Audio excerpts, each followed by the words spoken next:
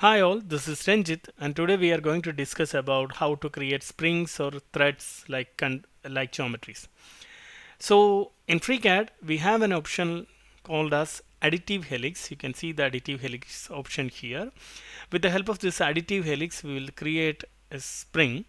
So whenever you create something, you must imagine what are the required things to do an operation. For example, if you want to do an extrude, you need a sketch or a cross section which is to be in which the material is added in a straight line manner or perpendicular to the sketch. Similarly, in additive sketch, you need a cross section. With that cross section is going to be in the helix cross section.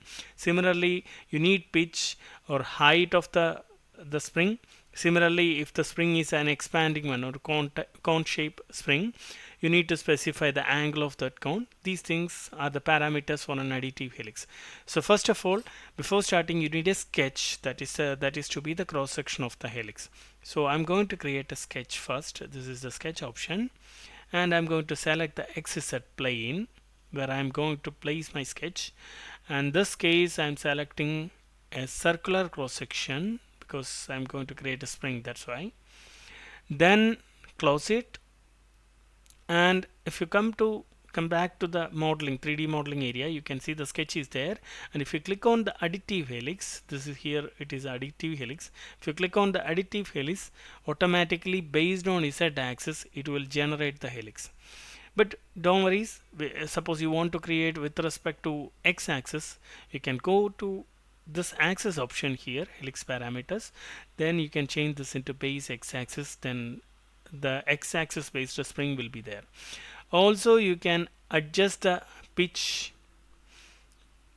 Actually you can dynamically adjust the pitch. You can see it here. If I scroll down the mouse, you can adjust the pitch. Similarly, you can adjust the height.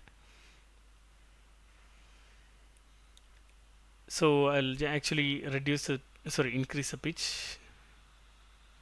Okay, so next you can create a cone like spring. If you increase the angle, can you see it's increasing its angle? Yeah, this type of spring you can create. Similarly, you can create a left-handed spring. If you click here, it will create a left-handed spring.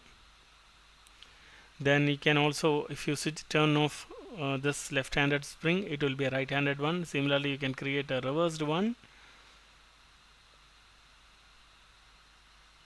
Then similarly, you can have multiple options: pitch turns angle, height turns angle, high turns. There are a lot of other options where you can specify the length, all those things.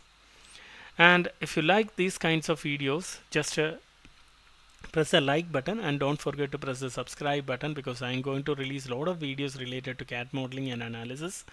And also press the bell button, because whenever I release a new video, you will get the information about that. Thank you. This is signing off. Thank you.